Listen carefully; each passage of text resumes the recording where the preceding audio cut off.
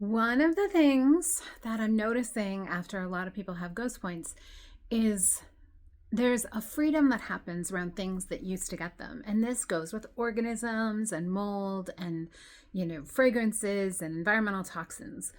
That I'm finding that people come back and they start to say within, a few months, like, oh, I got exposed to mold and it really didn't get me. Or I can eat kind of anything I want and it really doesn't get to me the way it used to. Their body may still have preferences, but they're not like taken down by the thing. And this is what happens with true vitality resilience. And this is why I think it's so important that we don't just go around eliminating all the foods and I can't be around this and I can't be around that and I have to be on the lookout for this and I have to always mitigate this. I mean, I've known people in my practice over the years who kind of had to constantly have their supplements at the ready, like in case they got exposed to something or they ate something or they, accidentally, were around someone who was sick and they were panicking. And also the whole nuance that's big in the natural health world with lists and lists and lists and lists of foods that you can't eat if you want to heal. There are times where we definitely need to honor our body and cut things out. But if we're doing it from fear versus preference, the effect is horrible long-term on our nervous system and our organs.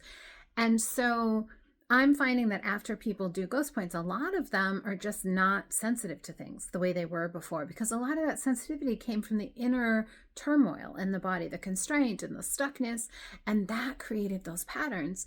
And so one of my recommendations to the world is before you jump on some big New Year's cleanse, consider, what is the intent? Why do you want to cleanse?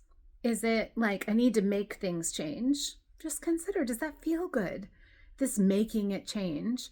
Would it feel more loving or freer to say, wow, maybe instead of a detox, I start doing some alchemy and I start actually unhooking the things that keep catching me so that my body doesn't hold toxicity? Because I can tell you that after I had all of my alchemy treatments, a friend of mine was working on me and she said, I'm amazed because I never have to try to resolve viruses or toxins in your body. It's not a thing. And that was not the case before. And this is the beauty of it. This is why alchemy is so different.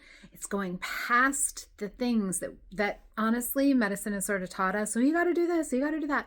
It's going to the root of you. It's opening up the stuckness. It's helping you reconnect to your true power, your true chi, and then everything else can flow. And that's why it's so profound. So I'd love to help you. Send me a message. I'm taking new clients.